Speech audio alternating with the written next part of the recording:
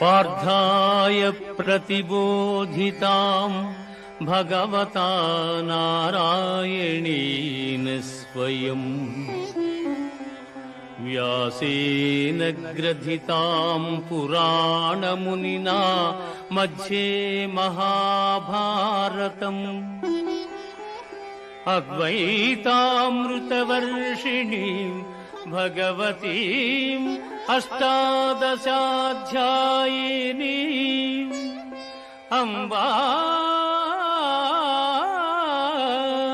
త్వామనుసందధామి భగవద్గీతే భవద్వేషిణీం భగవద్గీతే భవద్వేషిణీం. భగవద్గీత మహాభారతము యొక్క సమగ్ర సారాంశము.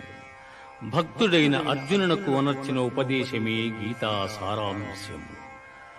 భారత యుద్ధము జరగరాదని సర్వవిధములా భగవానుడు ప్రయత్నించెను.